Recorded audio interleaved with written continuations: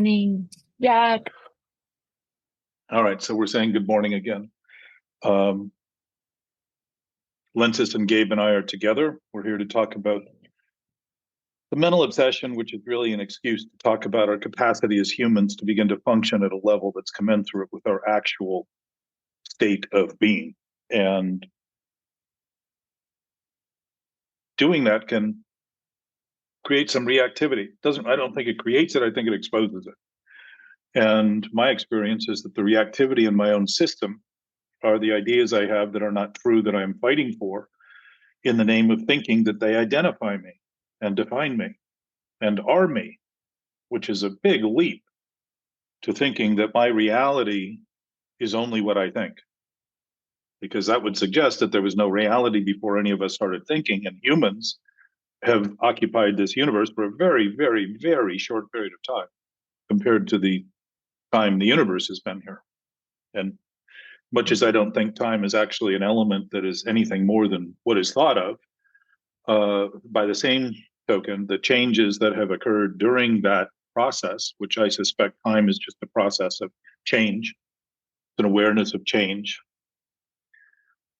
If we've developed in a direction that has been contrary to expressing reality and thinking of reality as something that is the basis of our existence rather than based in our thinking, it's put us at great odds with reality when in fact it's had no impact on reality at all. It's had a great impact on our mentality and our inability to work together, cooperate, think of things cohesively and collectively and uniformly, versus the sort of ideas that we each have that we need to think we might need to figure out because they're specific to our own thinking. So that's in the broad view what we're doing. Yes, Jack, you mentioned a very important point, is how we can function the right way as human while we are here on this planet. And when we realize that we are here just a short time, we need to consider how we are living our own life. Yes. Yes. Well, and seeing that our own life is in fact life that we all share, and what we each have are bodies that are life forms, products of that existence, products of that essence. And it's not ironic that we talk about peace, resting in peace once we're buried in earth, rather than starting to talk about resting in peace while we're standing on earth. Yes. It's interesting that we're willing to consider dying to get to that peace, but we're not willing to consider letting the thoughts we have that aren't true, aren't real, aren't alive, fade. And there is no actual death in those thoughts, but they seem to be death because the dream state of imagining all we are is what we think is like a nightmare, creating this sense of fear and that I'm going to die if I let go of these thoughts, which is absolutely not the case. Mm-hmm. It's very interesting, but it's yes. Yeah. Mm-hmm. We were talking yesterday, Gabe and Laura, Alice, and Mark and I about the difference between obsession and inspiration. And my sense is we're designed, since inspiration is based in spirit, that's our nature. So when we're inspired, we have a lot of interest in what we're doing. Exactly. Yes. And there's no effort to it. It's sort of a fascination and a spontaneous potential to actually witness what's happening in a way that isn't caustic and resistant and or seemingly persistent, because the newness of it is an awe-inspired state of just wide open eyes and experience. Very different than the idea that I'm kind of plowing through the day trying to get to the other end. And I don't talk about that because I don't also witness those same kinds of resistances. I do. And as I've gotten clearer about the one end, the other end has become clear too, that I have a lot of subtle thoughts that I think aren't there because I don't think of them in this language that I have in my brain. And yet they seem to be impacting me in the same way that those things that I used to think about and thought I needed to hide in that seeming consciousness are also part of my consciousness, the seeming subconscious place where these motivating factors seem to happen and catch me seemingly off guard because I don't think they're there because I'm not thinking that they're there. It's a very dense forest to get through if it isn't there and it's thought to be there. It's like waking up from a dream state. It's easy once we wake up to realize it was only a dream. But while we're in the dream, it seems like the only thing happening. So while we're asleep, we're really captivated by the experience and consumed by it. And it isn't real. It's just it's a fantasy. It's an imagery, a narrative, something running through our capacity to imagine. So when I believe my thoughts are real, I think I'm in my thoughts, and all of a sudden, anyone who has the thought that's contrary to mine seems to be a risk or a threat and posing a risk, when in fact the risk is I'm maintaining things that aren't true as true. And the risk is always that I'm vulnerable and feel weak and feel alone and feel separate and all those things, not because I am, but because I'm posing as those things and imposing seemingly on others to ask them to abide by my dictates and my thoughts, rather than start to see that it's a setup. Very interesting, because our thoughts, they are like guests coming to our homes when we are not inviting them to come. So it's very interesting. Something like that. I saw something like that. Well, I would suggest that we're actually inviting them, and those things you're talking about are the thoughts we don't think we're having. Because if you didn't exist, you certainly wouldn't have they wouldn't be coming to you. They wouldn't have a place to go because they wouldn't be part of your experience.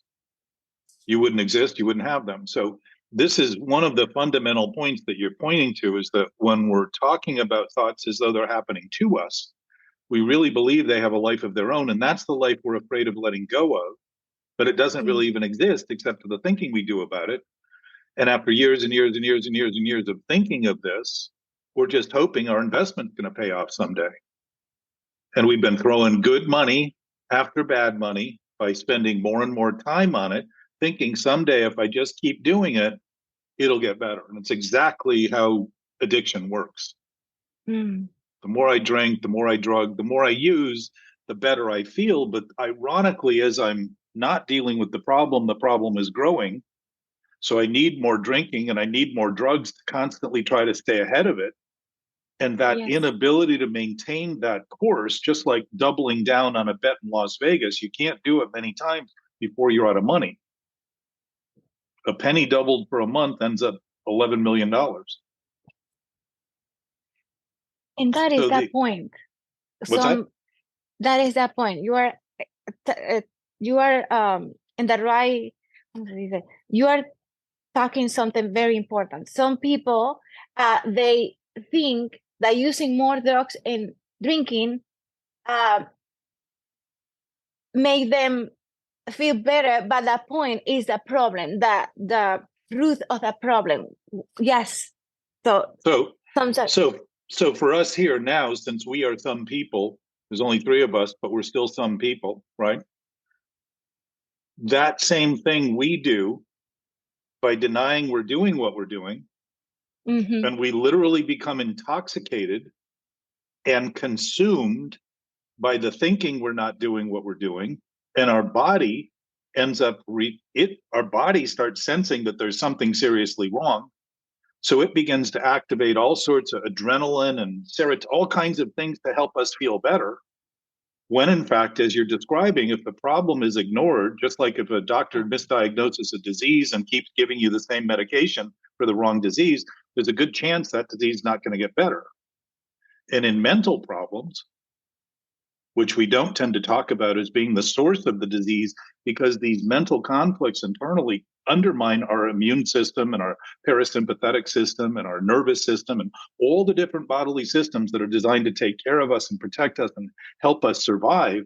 All of a sudden, they've been turned into instinctive overdrive in the opposite direction and are literally killing us. Yes. And we're asking them to do that, which is even crazier. When we're looking at it accurately, it's to begin to realize that the drug addict, as you described it, or the alcoholic, as you described it, is consciously aware that they're doing what they're doing, but denying what they're doing is having the effect that it's having, so they can continue to make believe that it's going to fix the problem. And it's exactly what denial does, because the problem isn't in the alcohol or the drugs. The problem is in the thinking that's corrupt. And so the actions are corrupt. So when we're thinking more thinking is going to fix the problem, that sort of thinking is breaking, we're thinking the problem is the thinking rather than recognizing it's our choice in how and what we're thinking. It's not thinking. Thinking's actually designed to help us survive. It's a misuse of it on our part as humans. It's a mistaken identity. Just like when they thought the world was flat, everybody was afraid of getting near the horizon. Well, when they realized the world hadn't been flat the whole time, because while they thought it was flat, it was still round, as reality tends to be real, regardless of what we think. And they realized you can't even get to the horizon. You can't get to the horizon on a sphere. As you move toward it, it moves away, conveniently, to sort of dispel the rumor that the fear of the horizon had any basis in anything other than the fear of the thought about the horizon. And I would suggest that that shows that we have a much greater awareness of nature, because we are part of nature, than we tend to give ourselves credit for when we're thinking that nature needs to be our nature, when the unnatural nature we've created is backward, by making believe that our thoughts are reality, rather than listening to the bodily sensations of what seems to be wrong or bad, and think of those as good information, a language that's actually body language that's actually telling us something about our experience, and listening and saying, wow, I have a very clear understanding of what's happening here, and I don't even need to understand why it's wrong to recognize that it's wrong and start to live with that, and start to notice that if I continue on that basis, I'm not going to get any better. I'm not going to fix things. I'm going to continue to break things. That is the point. They cannot realize that they cannot, sometimes brains, they cannot realize that there is hope, that they had a power to fix the situation, the problem. Well, if I'm hearing you right, the hope is actually hope in something that's hopeless. Because when you're dealing with things accurately, you don't need hope, because they immediately respond accordingly, because you're dealing with what's happening as it's happening. And the response of something that's real, when it's thought of as real, is to act on it and apply it in a way that's meaningful and purposeful and has some use, some functional purpose. If you put a seed in the ground and don't water it, probably not going to grow very well. But if you align with how things work, actually work, not how we think they work or think they should work or demand that they do work, but actually start to notice that nature is already natural. And if nature's nature, that would be our nature. So to act unnaturally isn't nature's problem. It's not nature's fault. It's not their fault. It's my fault in terms of the thinking. I'm creating the fault because I'm creating a seismic shift in my experience that seems to have me separate, because I make believe who I am is that thinking, which is not true. It's just a thought I'm having. You can't be what you have.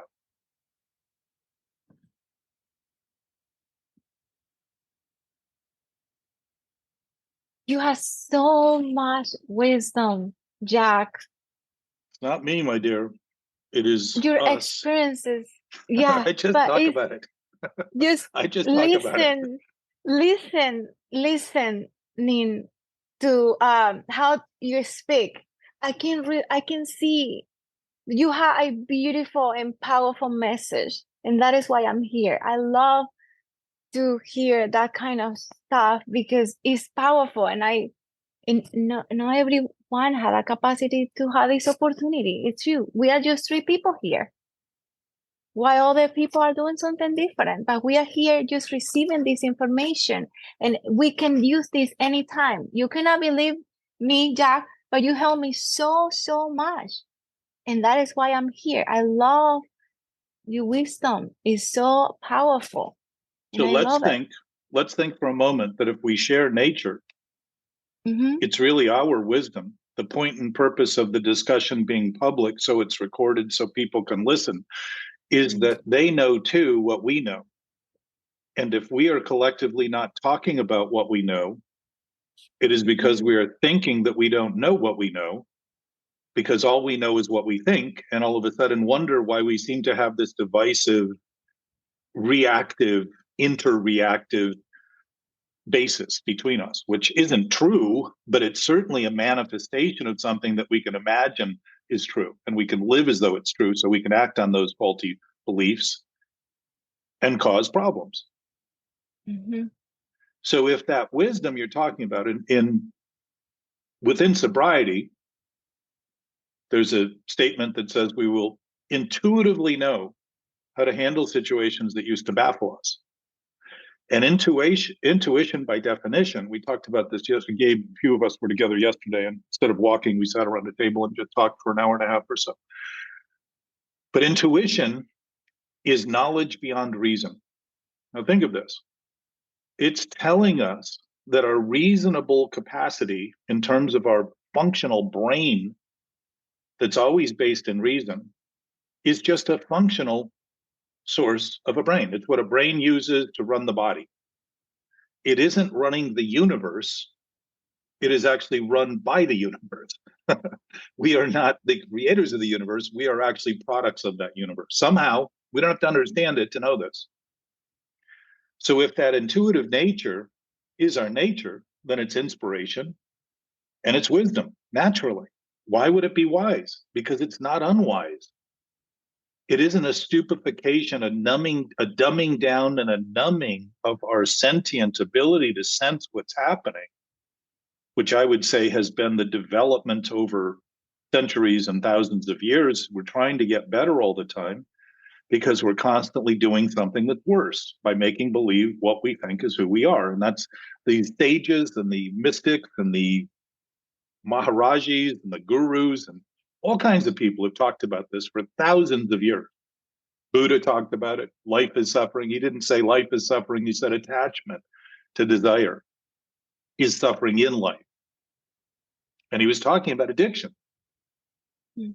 It's consistently come up, and we happen to live during the past century and this beginning century with a little bit of a roadmap, which I would say was not a little, because it was dramatically shifted the awareness of what addiction means and how it starts. And it does specifically point to the fact that it's centered in the mind, in the thinking. And I wouldn't say that's the mind. I would say that's just the brain. But to think about this is to start to realize that we are part of a mind that is a pure consciousness, that is indivisible. It doesn't have a beginning or end. So it's not functioning in time and space like we're so familiar with. And it doesn't mean we shouldn't think we're in time or space. It simply means that thinking we're in time or space is one way of thinking about what's actually happening. And to see the wholeness is actually to feel fulfilled, because we're thinking fulfilled thoughts that have basis, that have substance. All of a sudden, our understanding aligns with reality rather than constantly thinking that understanding is the misunderstanding we have about thinking we need to sort it out for ourselves, rather than see that we've always shared it. It's always been unified. It's always been part of a whole. We've always been part of that whole, not apart from that whole. And that shift isn't even a shift. It's just a mental change of alignment. It's kind of like finally realizing that hammers weren't designed to nail our feet to the floor. They were designed to put nails into wood to support a structure that's built for habitability and all that. There's purpose for it, and there's also misuses of it. Yeah. So we've been calling understanding misunderstanding. We've been thinking about it backward. Mm.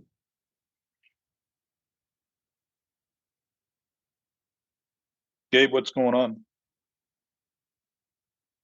I started coughing yesterday and have a dry heaving cough, so trying to not cough all over your recording. Hot water, lemon, honey. I used to include bourbon in that, but I have stopped for many years. So, but we talked about this yesterday. I mean, we sort of hit on the fact that really dealing with this is starting to actually open up to what's never changed, what's always been, what's ever present, what we've always known, but starting to align thinking with it is very simple. And yet it also reveals the depth of the thoughts we've had that we don't even think we've had, because it becomes very apparent that this conflict has been denied and seemingly overlooked while it's been having very, very dramatic impacts on our experience. Anxiety and stress and pressure and depression and all that kind of emotional turmoil, inner conflict, mental anguish. Those are byproducts of mental problems, not reality, not problems with reality, how we're thinking of reality. So to talk about it is to begin to engage. And what we saw yesterday, which my sense and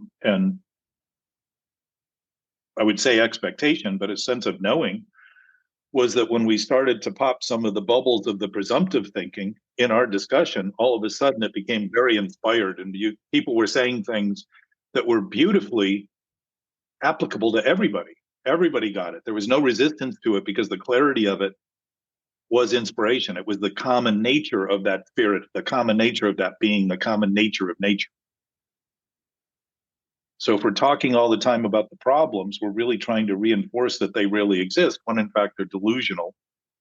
And we can do that. We're certainly free to do that. We've been given the absolute right to think whatever we want. Doesn't mean what we're thinking is right.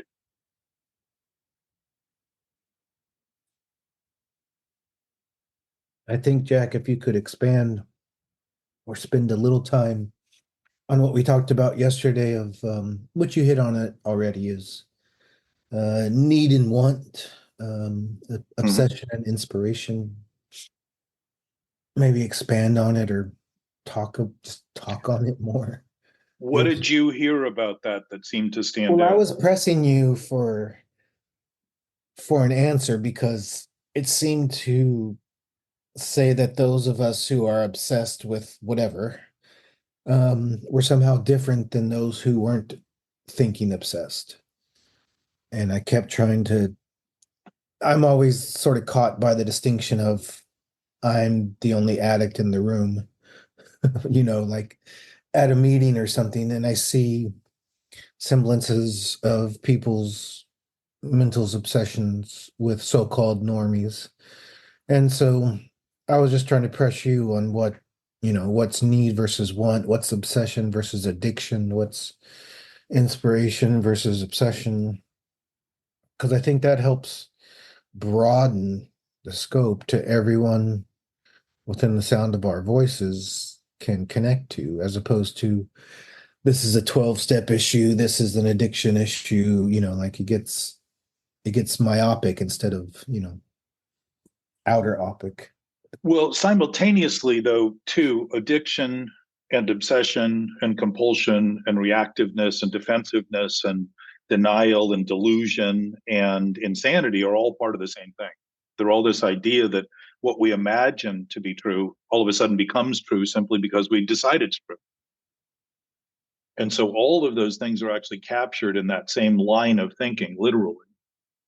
But it doesn't make them real. It doesn't, like Laura had said yesterday, she kind of got, it doesn't change anything, does it? No, it doesn't, but it definitely changes our mentality about things.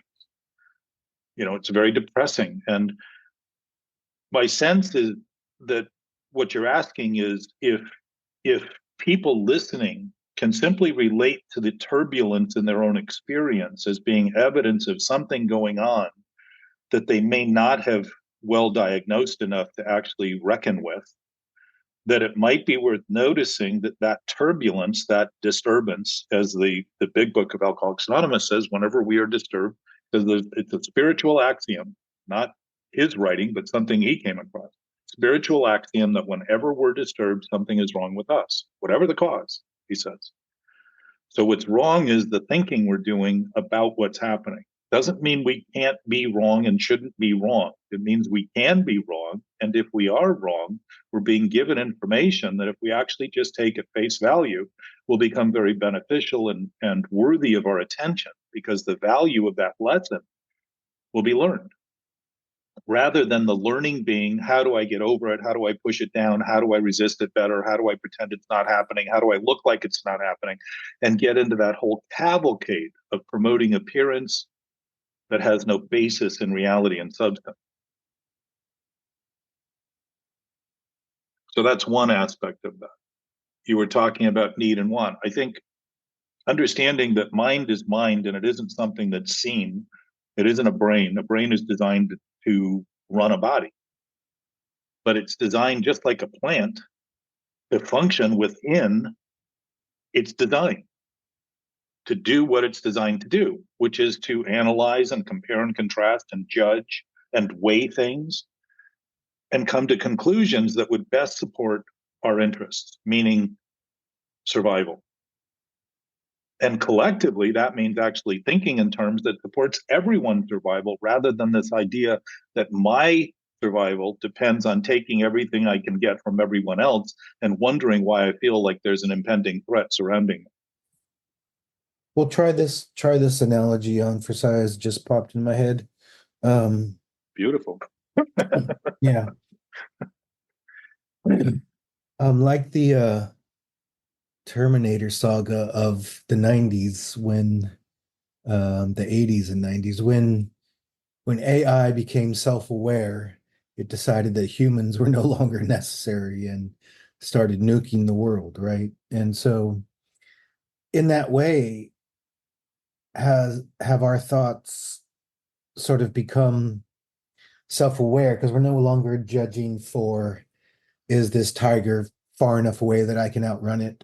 Is this fruit edible? Is this whatever? These things are not present conditions and threats. And so it's sort of eating itself to the point where it's going to start nuking itself pretty soon. Well, we've already done that.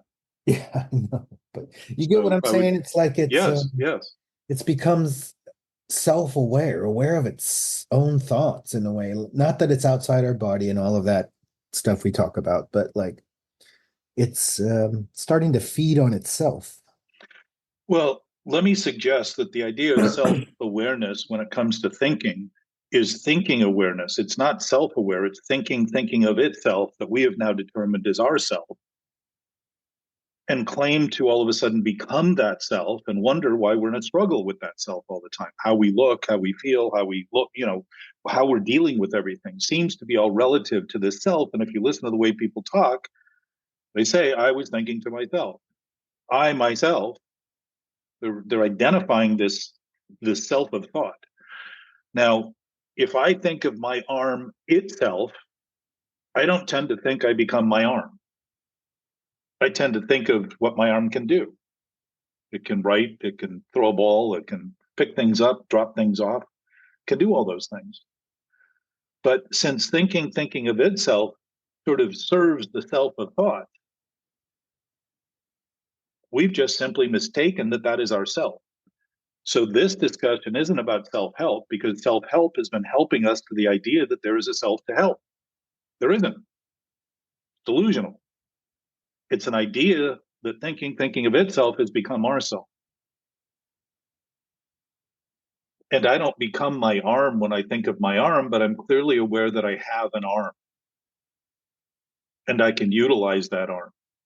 But when it comes to thinking, by misutilizing the thinking about the thinking as becoming who I am and myself, I now in the sentence seem to be distinct from the self. That means I've got a split personality. I'm schizophrenic to some degree mentally. And this is literally self-induced, because the inducement of a self is an idea about my thinking of itself. And I am doing that. I am the one that's having that happen. Now, it might seem preposterous to imagine that this could be so simple, but I would suggest that it would then also be preposterous to imagine that reality as an absolute state of being that never changes could be any more complex than it is absolutely simple, because it doesn't change. If the problem is looked at its core, it would be simple. And yet the visibility that it offers by clearing the lens that we've been looking through that's been obscured by all the misunderstanding we've been looking through, and seeing the world as we thought it was rather than the world as it is, and the people in it and all the other stuff that we've assigned this blurry lens. When you clear the lens, it becomes a little bit more obvious that the disturbance has not been out there. It's been caused by the thinking we're doing. And that can be a very disturbing moment. I had a panic attack when this really occurred to me. My whole body turned gray because all the fear that I had collected in my body that I thought I was trying to defend against and protect and save myself from, all of a sudden lit up in a moment because I was aware of it. I allowed myself to look at it honestly. I was seeing it honestly. And all of a sudden I became aware of it fully. And it felt very disabling. But the disability in those moments, and it took me several hours to just breathe myself out of it and assure my thinking that I am as I am, I am as I am, I am as I am, I am as I am, not I am as I think, I am as I think, I am as I think. It finally started to dissipate. My perspective was changed dramatically, but it was also much clearer in my awareness of the subtleties of those things I was doing became clearer. So I became more cognizant of the wrong and the bad. And this idea that by burying it in the depths of my ignoring it and thinking it wasn't there was actually beginning to be recognized as something that had always been the primary motivator within my thinking, which is lines up exactly with the big book. Fourth step, we're looking for conditions and causes, for causes and conditions. What are the causes? This underlying pool of things I don't think I'm even doing by starting to think with my thinking that I must be thinking what I'm thinking, even when I don't think I'm thinking it, is to start to have a relationship to that seemingly out of control motivator that seems to happen to me and catch me off guard, and start to act responsibly in relation to it because I'm absolutely responsible for it all the time.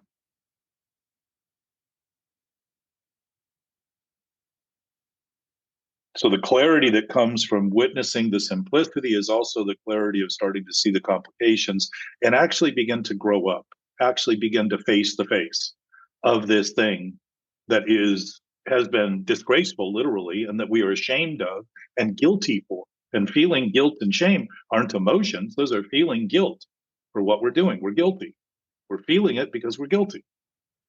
Starting to align thinking with that starts to actually dissolve those things because it's now possible to look at them accurately, have them as they are. And by having something as it is, it has no power whatsoever when you realize it's simply a thought to be real, thought to be true. There is no power in that at all. And yet what's realized in that moment is the actual power, and the gratitude and the gracefulness is automatic. It's not something that needs to be done every day on a gratitude list to try to make up for the lack of gratefulness that we have for perpetuating the problem that has no greatness in it, because it's nothing more than a thought. Delusion isn't something that actually exists. It's simply an experience and manifestation we're creating, just like a dream, just like a movie. The actors don't die when the movie ends. And yet we think in this projection of this seeming reality that we project, we'll die if we don't continue thinking those thoughts. And that's really, we're actually bully ourselves. We become the master and the slave simultaneously, bullying ourselves into this constant, chronic repetition, wondering why life seems complicated and things take so long and everything never happens the way I want, all that kind of drudgery. So I would hope at some level, Gabe, and I know that I was asking yesterday for, I would like to simplify some of this so that it's more digestible. I don't always know how to approach it in those terms, but I appreciate the help in terms of looking at it. But I would suggest that if this sounds complicated, simply consider that you're witnessing the complications of the thoughts in relation to something that is not complicated at all. And you would not be able to witness the complications if you didn't have an absolute stable basis for your existence. If all we were the complications, it would not occur to us that there was anything else possible. And we would feel great feeling anguish and turmoil and conflict. It would be the only thing that defined us, literally. But since it doesn't, we don't feel good about those things. We feel bad about those things. We feel wrong. We feel ashamed. We feel guilt. Those are all indications that we know better. So if you can listen and feel overwhelmed, just recognize that the overwhelm is the limitations of your thoughts being overrun by an awareness that you have that you're not used to giving any kind of credit to or any time to. But if you can see that the thoughts that you're having that are limited or overrun, you're starting to actually witness yourself in the ultimate sense, because it's our self that you're witnessing as an observer of what's happening. And instead of then observing the world and all its problems, you start to observe also simultaneously that everybody shares this innate nature that's absolute and perfect and whole and uninterruptible and indivisible and indistinguishable and indiscriminate and equitable naturally. These things we fight for in society while we're maintaining the divisions in our own thinking, wondering why it's so hard to get those things done. We need to fight all the time. We're fighting for causes. And yet we're ignoring the cause of the fight that we're causing in our own experience and wondering why it's so difficult socially.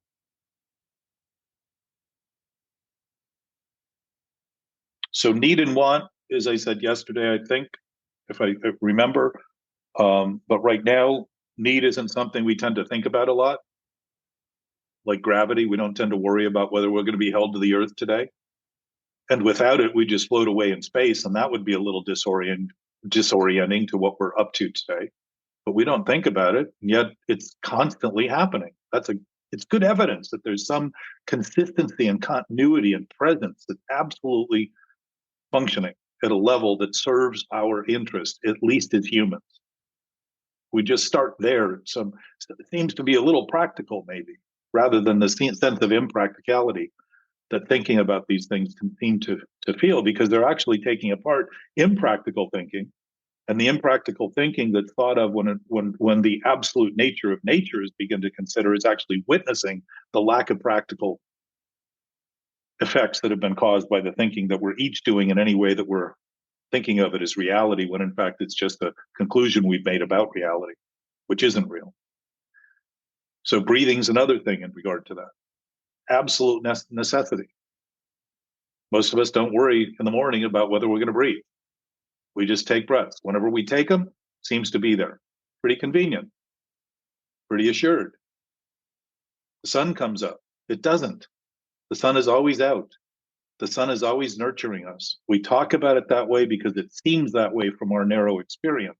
But it also seemed like the earth was flat when we thought the horizon was the edge of doom. And it was the thought that was doomed that we were thinking. But we still talk about the sun coming up and the sun going down. It doesn't. We're either moving toward it or we're rotating away from it. I don't suggest that we have to change the way we talk about it, but to notice that we talk about it in ways that serve the interest of the way we see it rather than the actuality of what's happening is another way of making believe that it's just the only thing we can do. And, we're just humans. We're only humans, people say. That's not true. Nature seems to know exactly what to do while we sit around and wonder why we don't. Nature doesn't have its hand on its hips. Trees aren't wondering what to do next. They're not worried.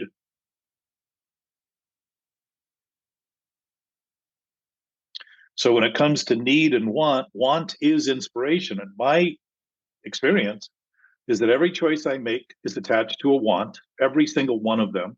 It may not be something I need, it's something I want. My needs are met to be able to have wants. My basic needs are met almost all the time. We talked about water yesterday too, right? Yeah, but that's what I was saying. Our needs are mostly met nowadays. So, Yes. Well, it's given us more time to worry about things that are killing us. or what more things that we don't need. Well, because we know that we're using the advantage we're given and having the latitude that we've created improperly, because we can't seem to get enough of all the excess we have. And the comfort of having it in this thinking about thinking being backwards gives us the impression what we need is more of it, rather than seeing that it's always the same that amount is always the same, whatever it is at any given moment, and it's what we already have.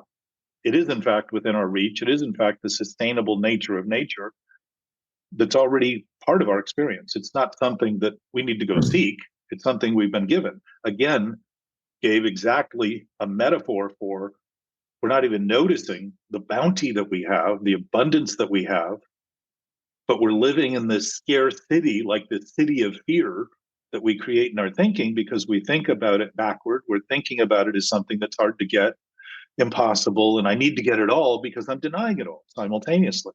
That's a consequence of thinking. That's not a consequence of reality, because the consequence of reality is reality. There is no opposite to something that doesn't have this sort of physicality to it, this material basis. So water, we talked about, if you drink too much water too fast, you can kill yourself. So here's the fundamental thing that defines organisms that actually are living life forms is water. That tends to be what scientists look for as evidence of potential life forms. And if you overuse it too quickly, you can kill yourself. Interesting. If you drink too much of it too fast, it creates pressure in your brain and people die doing that. So it's interesting that we have this evidence that if we try to do something and then overdo that thing, that it leads to death. And it's exactly the same thing of making believe that reality is only what we think. We're actually turning our back. We think we can turn our back to reality because now we're the makers of reality and wonder why we're struggling with reality and constantly think that the more we struggle, the better we'll get. And we've been doing that for thousands of years, and it hasn't worked yet. We seem to be supplying more and more people, but the problems are becoming more and more evident. Just like to any individual, when they finally get to a point within sobriety, they finally get to what we call a bottom, which in my experience is when somebody decides to stop digging the grave any further. They just stop and say, I don't have to do this. I don't have any obligation to do this. There is something more. There's something happening that I'm not even thinking about. Boom. That moment of clarity is beginning to witness things accurately. The clarity, obviously, is not obscured. For a moment, we get that clarity. That's a profound experience. And I would say that's the beginning of what we call a spiritual awakening, which is also always presently available. Always, always, always. If we're not experiencing it, it's because the impact of our thinking that is so close to our experience because it happens in our brain. It goes with us wherever we go. So there's no outrunning it. There's no getting away from it. There's no escaping it. There's no getting over it.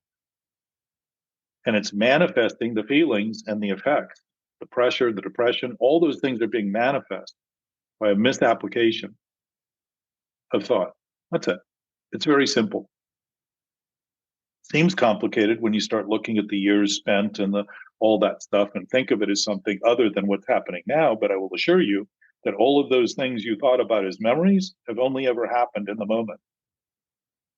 And when scientists look into space and say they're looking into the past, they're always looking from the present. There is no other place to be but where you are, as we are now, always. This isn't a place we get away from because we ignore it and think we're not there. If we could get away from it because we think we're not there, because we're consumed with thinking about something that's not happening, that would mean thinking is more powerful than the nature of existence. Or trying to get somewhere in the future. I should be yes this, or I could be that, or I should do this, and I need to get more and more of that, or whatever it is. There's a book written by a guy whose name is too long for me to even pronounce, but it's called I Am That. And it was a British journalist who went over to India to convince. He thought the Beatles discovered the Maharajis. A lot of this Indian culture began to actually come into Britain and the United States back in the 50s and early 60s. Alan Watts brought a lot of the Eastern philosophy into Britain, and then ended up a professor at Berkeley for a long time and had radio shows are still available, listen to. But he was talking about, as a journalist, he wanted to go down there and disprove the gurus. So he had a whole host of questions that he asked, and the book is basically the questions and the answers. And as he went, the guru basically laughed at him because he was kind of taking apart what he was saying and sort of just saying, that's pretty grandiose of you to make believe that simply because you can think that that's reality.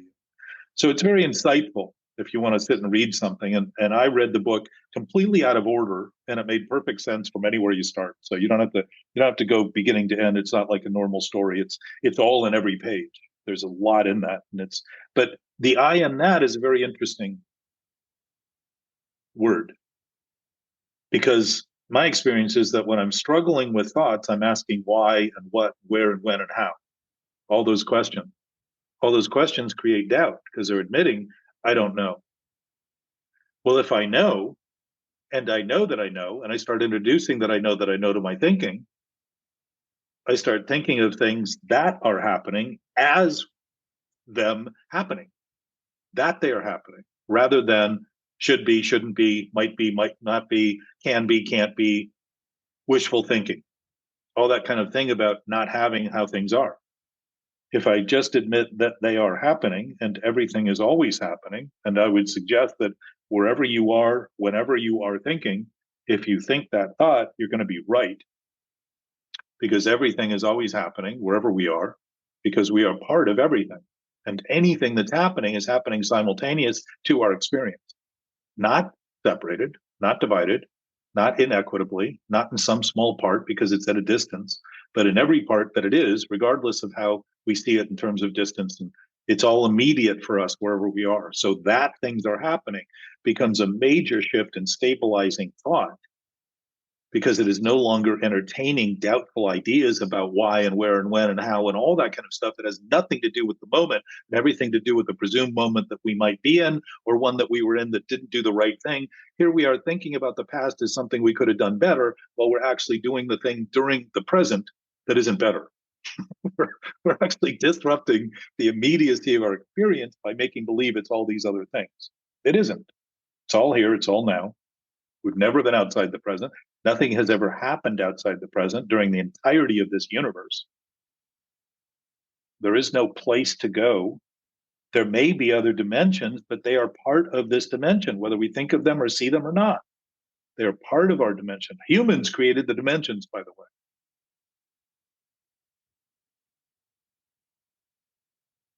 We talk about them as though there's a first, second, and third because they're identifying traits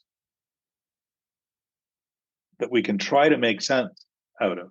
But I will assure you, our senses are not providing us judgmental information. They are providing us raw data on what's happening.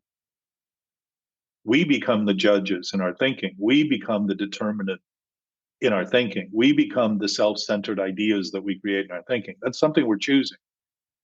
And choice always allows not to be chosen. So when the infinite and the absolute and the unlimited and the omnipotent and the omniscient is starting to be considered as the nature of nature, not all of those things become very clearly something I'm creating in my thinking. I'm manifesting the effects in my own experience.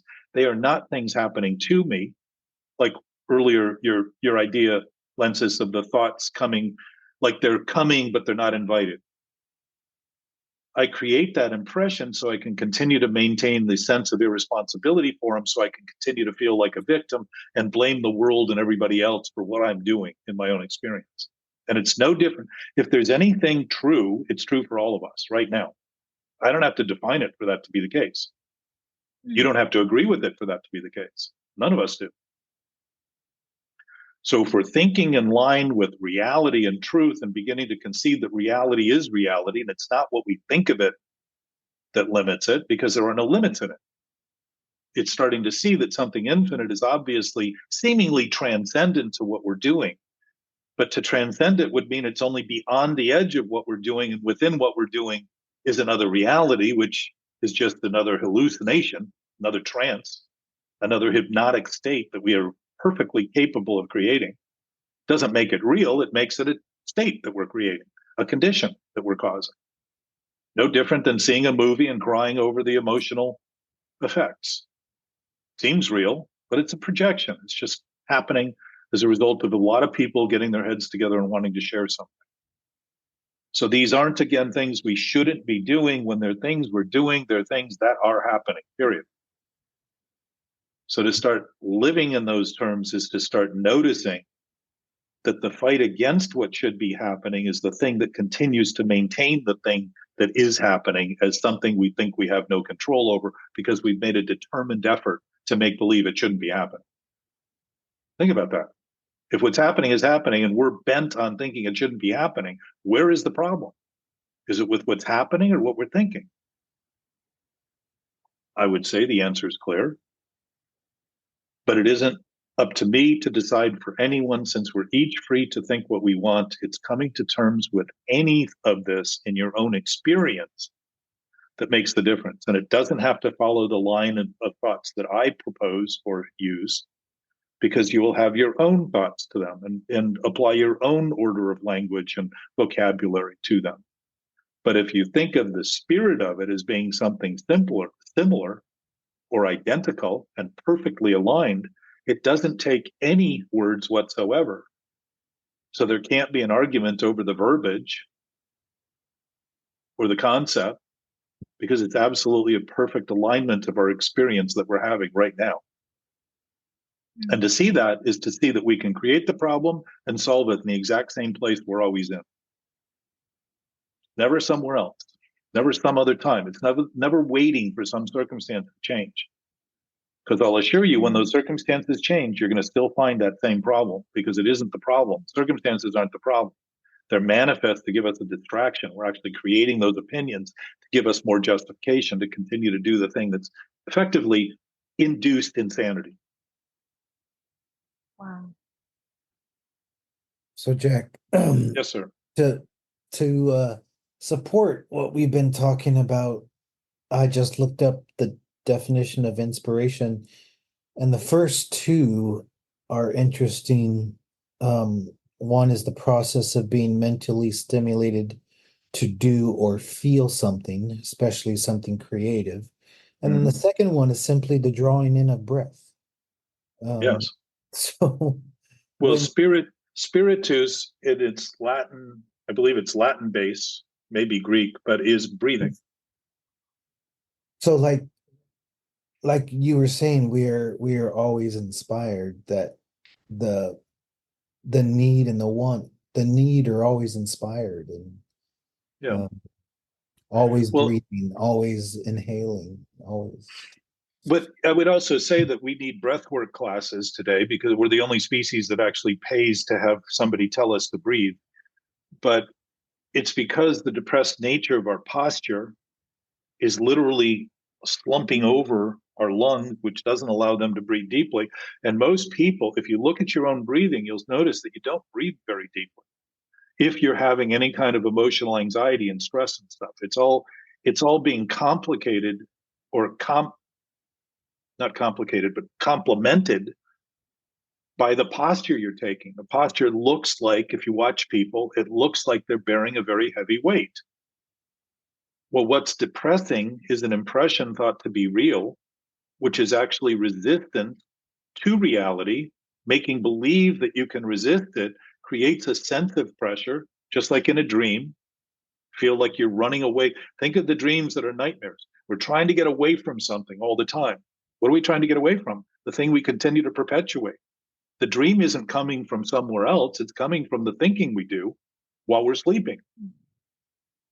So the idea that we can escape it is the idea that there's something to escape. When we're the creators of it, it seems to go where, as fast as we run down that hallway, it's always right behind us, because it is actually being caused in our own experience.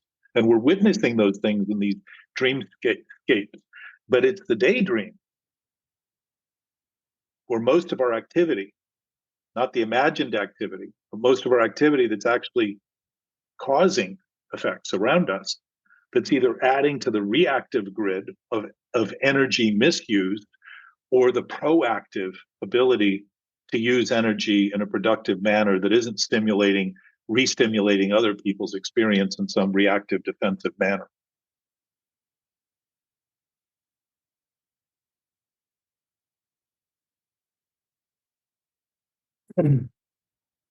So I'm always inspired because I'm always breathing. Yeah. Well, consider inspiration too, Gabe. Think of the creativity aspect of that. Consider if this absolute nature is absolute. And again, I'm saying that as though it's if, because it's up to each person experience to come to terms with this, because that's what thinking is. The freedom to think is the freedom to come to terms with life's terms. We don't have to. We can avoid it. We can argue with it. We can do all those things. You can't actually do that, but you can create impressions in your experience that give you the impression you're doing that, that are depressing and neurosis creating and anxious oriented and hateful and spiteful and loathing and all those things. Those are all just manifestations of this attempt to make believe that we are the creators of reality. But if this essence, this absolute essence, is literally where we are, as we are, the potential to do anything possible all the time, that's a very creative power. And if you look at the universe, pretty well created. Seems to be functioning really well right now. And I'm talking about it. If some aspect of it wasn't functioning well, we would not be functioning well.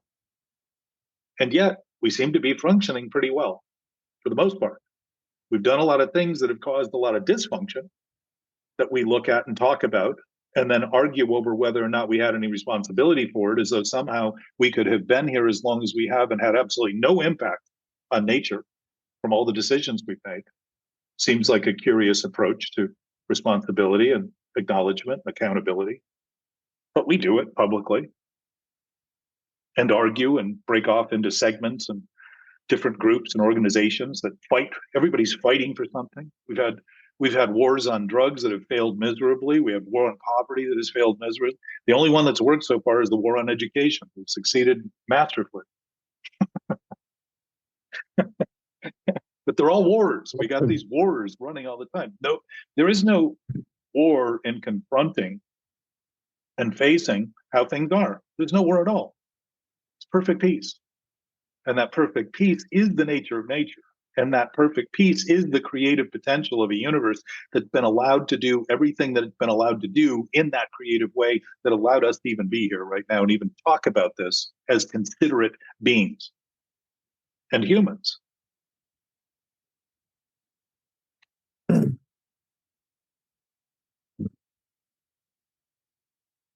So inspiration is creativity. And what are we really doing when we imagine all those things that are inspiring, is starting to think of things we can do that are beneficial to everyone? Because if inspiration is the nature of nature, when we start aligning our thinking with it, we start aligning our feelings with it, we start aligning our words with it, we start aligning our outer actions with it, and start doing things that benefit everybody. There's no contaminant that ends up 30 years down the road proving itself to have been a slight oversight because someone somewhere kept to themselves that there was some major problem that nobody wanted to have revealed so they could commercialize and maximize the potential for their effort at the expense of everyone else. And I would say that's a good description of the pollution that we've caused through history. It's always been justified.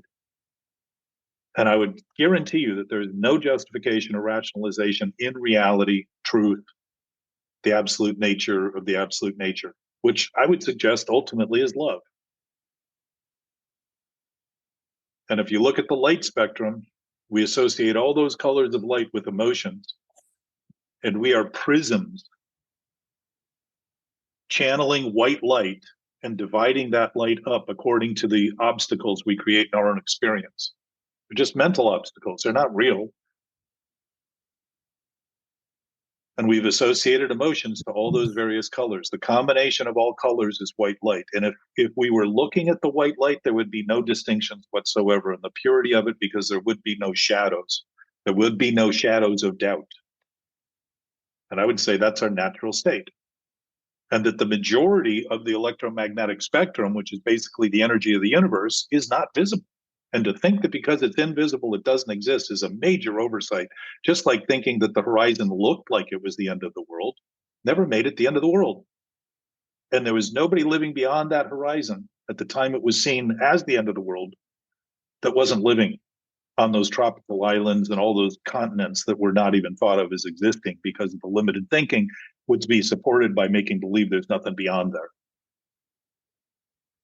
We're doing it today, exactly as we've done throughout history. When people looked at the universe from this planet, they figured we were at the middle of the universe. They were wrong, but held that belief for, I don't know how long enough to infer that anybody who opposed it, like Copernicus initially, should be burned at the stake for threatening the organizations who had represented themselves as being divine and knowing everything, as though it was exclusive to them rather than knowing everything was part of everyone, and where there was no opposition and no reactivity to the ideas that actually were accurate in the face of ideas that were not. It's the exact same thing I do in my own experience when I make believe that what I'm thinking is true and real, and that opposition I'm experiencing is actually telling me I'm wrong. And the question is, how willing am I to listen? And my answer is not very well many times a day. But in seeing that, it makes doing the concession, the acknowledgement, starting to notice, actually just notice, like it's a posted notice saying beware, but I'm doing it. And say, oh, I'm doing that thing that causes this thing. I'm doing that. I'm causing that. Okay. I don't have to think I am. I don't have to see it visibly. We try to make sense with our thinking while our senses are already making sense. And our senses are not feeding us thoughts, they're feeding us raw data about our environment. And if we're missing that bounty of information that we're being given, that's our guidance system for our body, just like these new drivable cars. They've got all those little things spinning around on the outside because they're trying to determine what's happening around them accurately. If you started putting covers on those things, like we do by covering up, it would naturally have collisions and accidents. And if you didn't want to believe what you did with the cover had anything to do with it, we would think the car has a problem and that self-driving cars is the issue. Think about that. If self-driving cars have a self, now the car has become a self. Everything thinking of itself, if I think about my arm itself, I'm thinking about an arm. If I think about my thinking, all of a sudden I think it's the world and the universe and truth and reality. It's like putting a microphone in a speaker when they're on and have that deafening feedback that makes the usable function of that microphone and that speaker unusable because nobody can hear anything but that shrieking sound and that cacophony.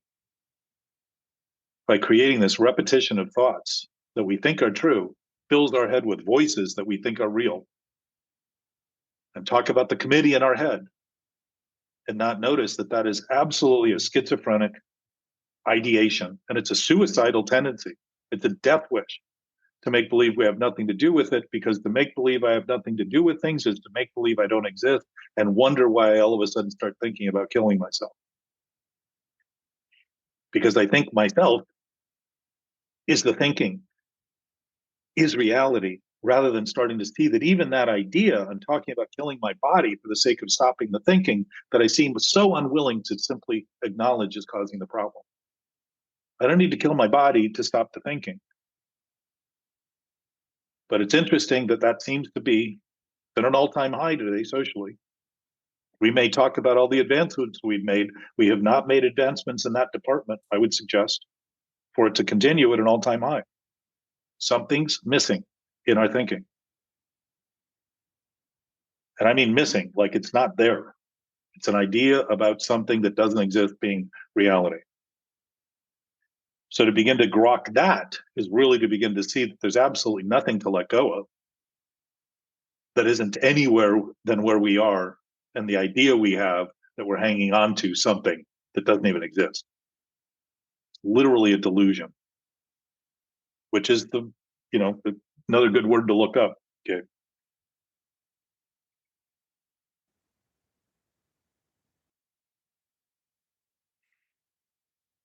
A false belief or judgment about external reality.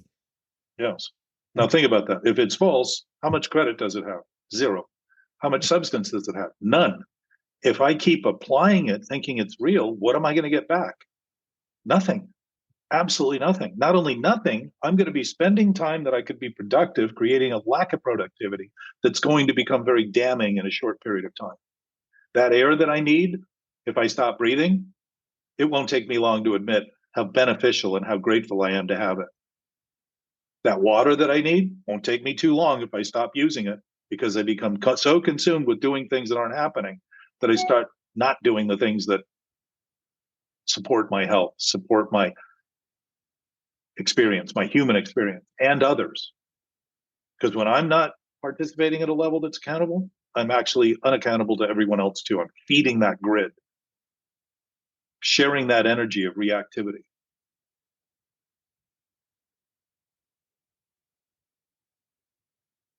And that is a pitiful state.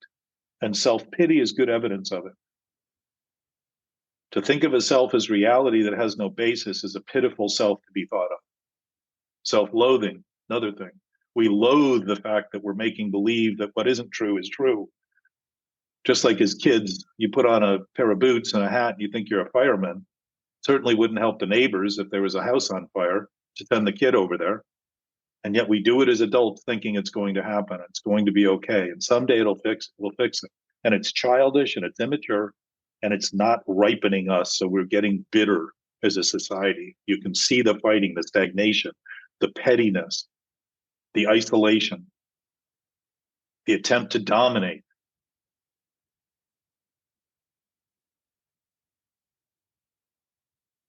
Nuttiness is great in chocolate. It's not that productive in brains.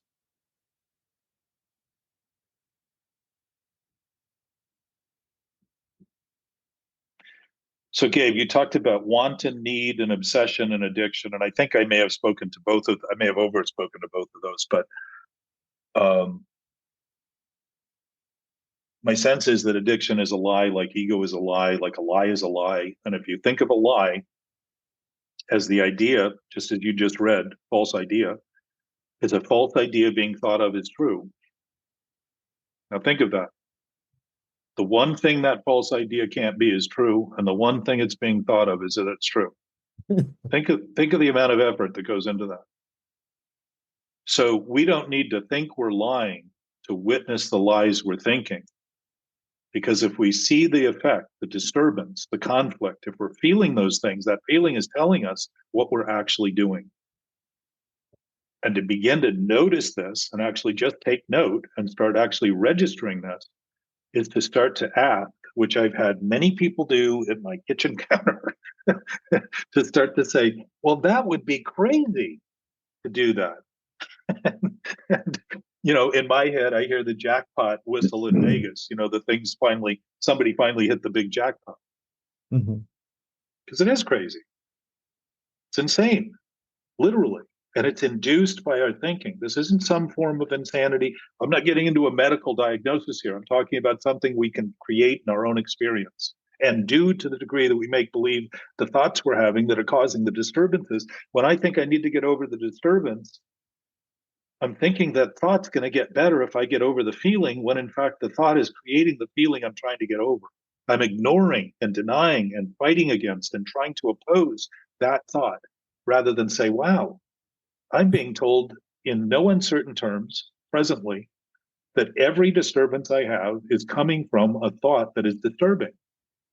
Well, if I start realizing it's just a thought, because I align with what's actually happening, the choice to repeat it becomes absurdly ridiculous,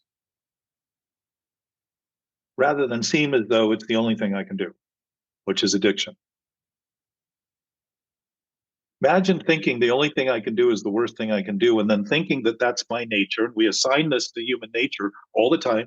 Human nature's greedy, petty, vengeful. That isn't. Those are all products of this thinking that is petty and vengeful and hateful and spiteful. That's all coming out of the thinking. It is not coming out of reality. It's coming out of an induced state that we are capable of producing because we are given the freedom to think anything we want. And to use that as the basis of our nature is to have what's unnatural become natural, and what's misunderstood become understood, and what's abnormal become normal. And that's how we've been operating as societies for centuries, millennia, and as far back as anyone killed somebody else because of what they thought or what was thought about them. It's in the Ten Commandments, Jack. Exactly. I am a jealous God. Yes. And it's, my sense is, we've been assigning, because we become the creators of reality, we've been thinking of God as a human-made person. So we think of him as a guy somewhere else, not listening to us, not answering our prayers, not giving us what we need when we have everything right now, always. An infinite spirit doesn't give and take. It can't be more or less. So we've humanized God and dispirited humans by doing that. And the essence of that knowing nature hasn't come and gone. It's always been ours. And we've always been free to continue doing what we're doing because of that loving nature. Loving nature does not impose itself. That's in the Bible too. If you read that, Shakespeare wrote about love in an ever fixed mark. When it finds change, it does not change. He used the word altereth because it was older English, but same point. It doesn't change because we think it changes. Thinking changes, and we think when thinking's reality, all of a sudden reality changes. Not true. It's impossible. And to think impossibilities or only possibility is to lead a hopeless life. And it isn't life we're leading. It's a hopeless life of the self that doesn't even exist that we're leading. We've been having hope in hopeless things. We've been having faith in faithless things. We've been trusting untrustworthy things. We've been believing in things that are absolutely not believable, and thinking that more belief will make them come true, just like the idea that the false idea is going to become true the more and more I believe in it. Reality doesn't require belief. This may be shocking to some. Doesn't require faith. Doesn't require trust. Doesn't require agreement. Doesn't require we do anything in our thinking to be absolute and real and true. And yet, if we have any belief at all, it's confirmed immediately by the simplest shift in our awareness and our concession of realizing that it doesn't matter what I think, this essence is what it is, regardless. And now I've actually given my freedom to the thinking. I've actually chosen through my own capacity to choose freely, to allow my thinking to do what it's designed to do, which is to channel and express that absolute knowing nature intuitively and wisely, rather than as I think needs to support that seeming self-interest that my interest is in, by maintaining the idea of a self that doesn't exist as being all that I am, and wonder why I feel alone and less than, and self-loathing and self-hatred and all that. This is not a self-help program. There is no self to help here. This is starting to see that the essence of our existence is a self that we share, if it's a self at all.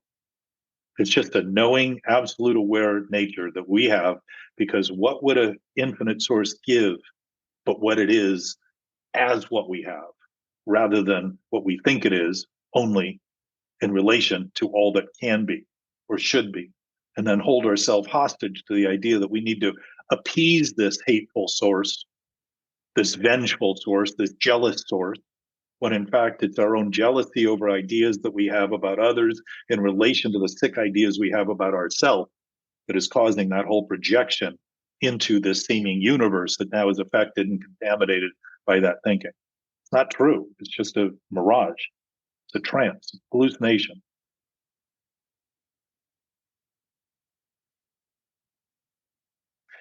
This may seem like a bitter pill, but I can assure you it's no more bitterness. To notice the bitterness is actually starting to look at the bitterness of the pill that's been swallowed. To any degree that we're making believe that an idea that is not true is true, we are experiencing this in a way that may not be descriptive in the terms I use, but I guarantee you in your own experience, if you look at that, you'll start seeing the words that you have identifying it as something that you've been doing and causing rather than something that's been happening to you. And as a result, something you can't do anything about. That kind of thinking is exactly, if I think it's happening to me, I think I can't do anything about it. So what's the next conclusion? The only thing I can do is keep doing the thing I'm doing that's actually causing the problem.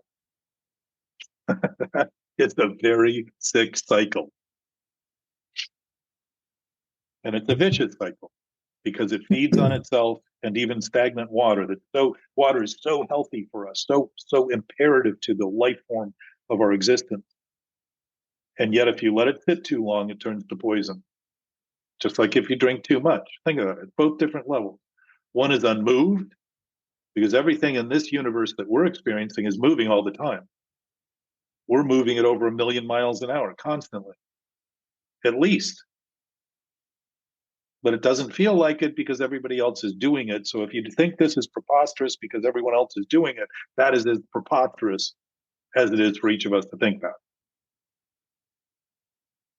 To think we're not moving constantly is to think we need to come up with perpetual motion while we've been perpetually motivated in an addictive sense to make believe that we're not moving because everyone around us is moving at the same pace. We're not stuck. And This is an adventure. Yes.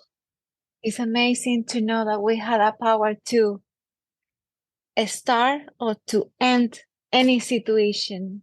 Is anything. We had a power to start or to it's really end. imagined power too, because the ultimate power is the freedom to make that choice. And we will always suffer the consequence of that choice in the exact same way, while the circumstances may change and give us the opinion that because they're changing, it's something new, while the base root of it is old. It's as old as long as we've done it, but it's always new in the experience we're having in terms of the circumstances. Mm-hmm. So the power is seeing that the power we have hasn't changed and it hasn't gone. We've been misusing the idea that we have power in the lie, but a lie has no power whatsoever. That's coming to terms with it accurately, and also coming to terms with the fact that it's been my consuming, intoxicated attention that I've been paying to the lie to maintain it, and then think that it wasn't me doing it so I could justify continuing to do the thing that I know is insane. I know it's insane. So there'd be no reason to justify continuing if I didn't think I was not doing it. I have to disqualify myself as the person doing it to make believe that it's happening to me. And that's all induced by our thinking. Yeah. Yeah. So the real power is that we've always had the power, and we've been mistaking our ability to lie as powerful, when in fact the impact is sufficient, because we're creating and manifesting effects on our experience that are very, very demeaning and disturbing and upsetting. And it's very powerful to realize about that lies that sometimes we believe, and they are just lies. Like you said, it's so powerful to realize this is a lie, and I'm done with this. So powerful. Well, and also lies do not exist outside of thought. Think of this, to give yourself thinking a little something to think of that's substantial. Lies do not exist in the universe. And if they do, they have no power whatsoever anymore. If we fear these demonic ideas as lies in the universe, we're actually, again, using the universe to justify the fear we're creating and the thinking we're doing about the lies we're maintaining. Now, if those, let's say they exist, let's say there's demonic forces in the universe that are based on lies, how much power would those forces actually have compared to the power we think they have based on the power we think we have to continue to maintain those lies? Zero. Nothing. So to start thinking about the fact that a lie is only in the thought is to start realizing that we're capable of doing anything with our thinking. It doesn't mean the right we have to think is right. It gives us a chance to just start seeing that we're the creators. We've been given that freedom. We're the creators and manifestors of those effects. It's not reality because it's illusion. Wow. Yes. Whew. I love talking about this because in my experience, it's very confirming. And where I'm confirmed is by noticing that everyone else, while you give me credit, and I appreciate that, and I thank you for that, I realize that the credit is only due by the basis that we all share this absolute nature together. The thing that really got me talking about this more publicly was realizing that everybody was already there.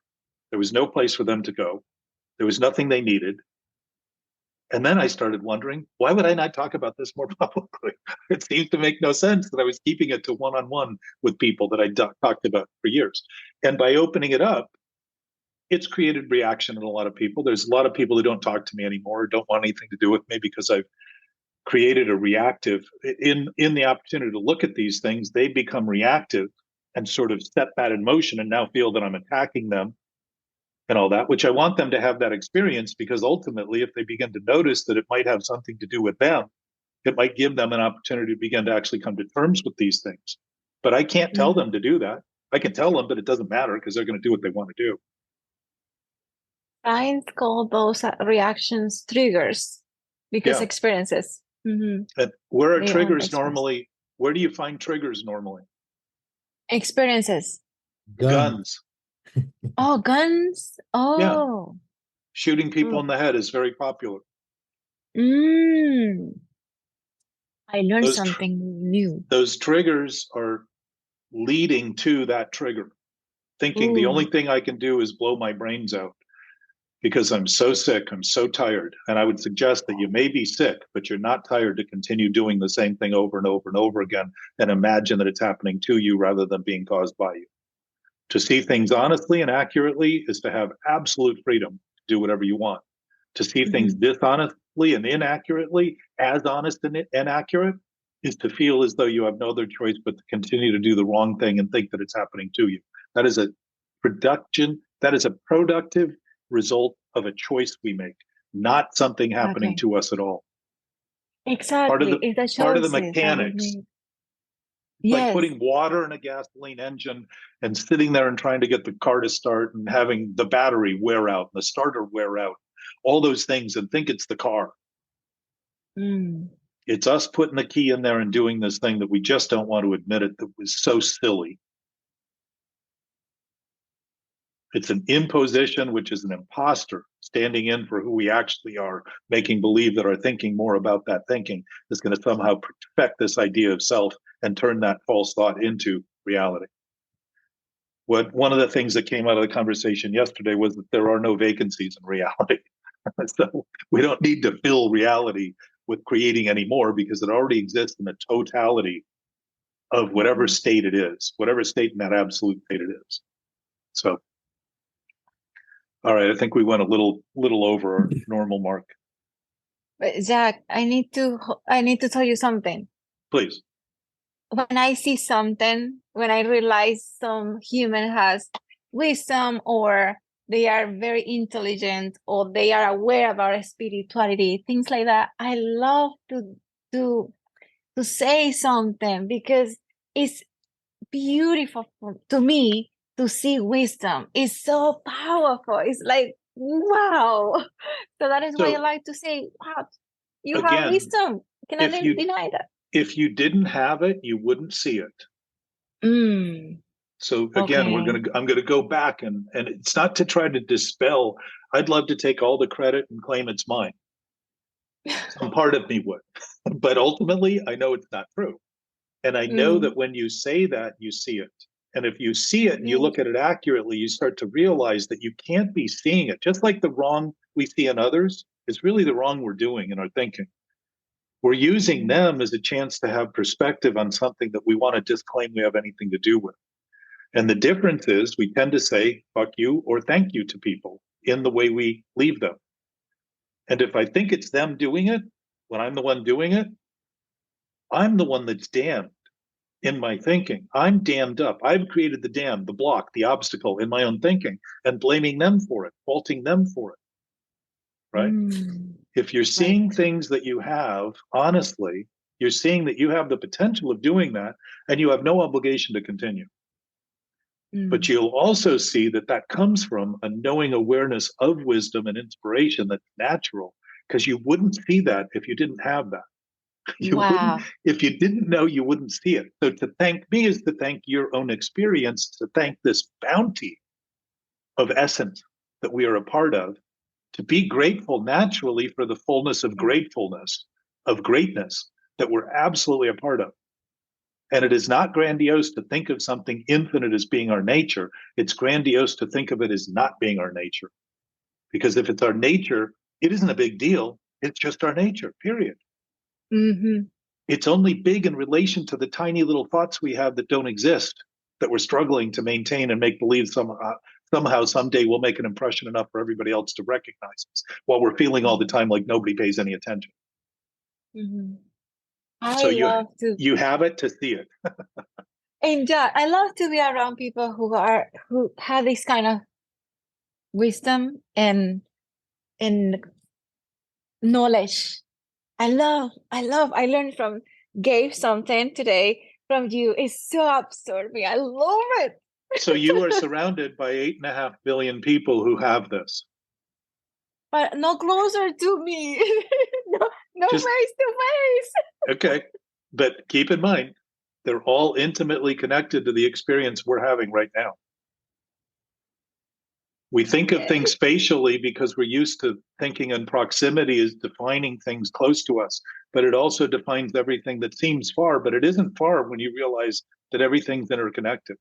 The actual distance between people on this planet is, I mean, how big is the universe, Gabe? When you think about it in a fraction, you're talking about the tiniest part of a single % of distance that's possible.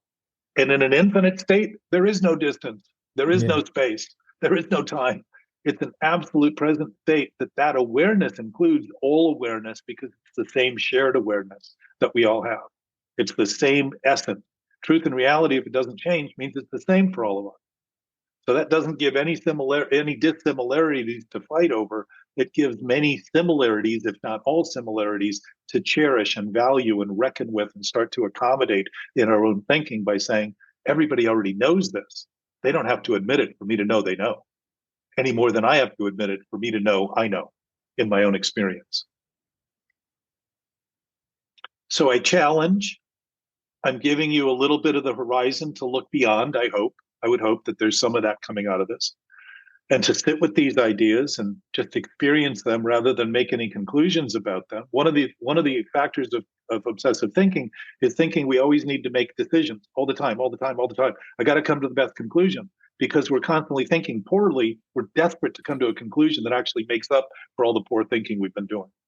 So you don't have any obligation to make any conclusions. And actually a contemplative meditation, an awakened contemplative meditation, it's not making any decisions. It's considering everything as we're considering it and just sitting there for a moment. There's no impulsiveness in that. There's no compulsiveness in that. There's no reactivity in that. It's simply witnessing.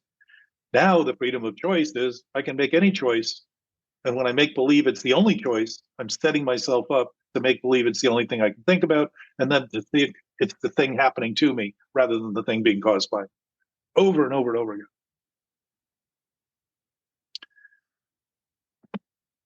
Gabe? Yeah. I know you've got kids. I do. And I know that Lentis does too. She's got a beautiful daughter who just turned, what, how old? 14? 16. 16. The age? Yeah. 16? Yeah, 16. She's 16. Almost 17 next year. I think when we met, she was 14. Uh-huh. Something like that. Yeah, we must have been at the tail end of a year or something. Anyway, No. She was, let me see. She was 15 when 15. we met. Okay. 15, yes. And she's doing very well. She had ace and honor roll. So yeah. As we are better, everyone around us will get better. It's like a boat. If the boat floats, everyone on it benefits from that float. If it sinks, everyone suffers from the sinking. So to start to see this is to start to participate in things actually the way they are, factually, and start to notice the bonus of actually seeing in others what we would normally completely overlook in the name of making believe that all they are is what we think, just the way we thought that our own experience was just limited to what we thought of who we are, which is very Yes. tiny compared to actually being involved in something that is not limited, obviously. As a matter of fact, it's so tiny it can't even exist within an infinite. Can be thought about, can be imagined. Again, getting to this point of we're not creating reality, we're just creating imagined ideas that have narratives associated and imagery associated that seem to be real but aren't. How things seem and how things are is very different. How they appear and how they are is very different. Very different. How they appear is how we think. And how they How they are are is how they are. Exactly. Okay, let me take note about this. Repeat again, Jack, because this is important. I have my notes for 2024 here. Here, here Well, it is in my book. we were talking about that too yesterday, just starting to sort of chronicle some of this in ways that people can sit and ponder and be given some details that might stabilize their experience to begin to notice the greater, broader aspects that may be lost in the tunnel vision that we create myopically, trying to maintain an idea that isn't true and keep trying to make the point that it is. A point can't even be made within mathematics, because if a point takes any space, it would mean it would take the space of another point, and you can't have two things in the same space at the same time, apparently. So anyway, thank you guys very much, both of you. Thanks, Jack. Love you. Yes, thank Love you, Jack. Talk to you soon. Love you, Jack. Peace. Bye, guys. Infinite, infinito love, infinito amor, infinito amor. Love will is the only is the only powerful source that we have Yes. to survive and to create things. It's love. It's love. Yes. And that is why I'm here. I'm here because it's love. It's the experience that I have with Anthony, with you, with the group that brings me to here. And this is beautiful. Just love it. Shine the light. Yes, yes. Oh my God. Jack, I see you on Tuesday. I think Tuesday, because Wednesday somebody's coming to see some problem that I have here. Okay. And I want to see you on Tuesday. You'll let me know. Text me the time and I'll tell you what's where I am and what I'm doing. Perfect. And one second. Jack, I need to tell you something. Okay, You I'm gonna amazing. cut the. Oh, thank you. Okay. So are you. You're admitting your own amazement by seeing that. Just remember, this is full circle. This isn't one and not the other. It's all. So to see it is to know it and to have it. And now you and I, if we're amazing, it's because we haven't been thinking things that are amazing, that we're amazed by what we're thinking. It starts to actually make something seem so exceptional. But what's interesting is the exceptional thing we're thinking we're seeing is actually normal. And we've been thinking so long in this other depressed state that we think it isn't. So it becomes amazing, when in fact the maze we were in, making believe we were stuck and couldn't find our way out, was one we created and then made believe we had nothing to do with. So we seem to be lost. Humans have been seeking throughout all time and apparently haven't found what they're looking for, like U2 sang in their song. And it's pretty good evidence that it may just be exactly where we are that we've been looking for, because we've been there the whole time. And the hardest place to find is the place you're in if you think you're not there.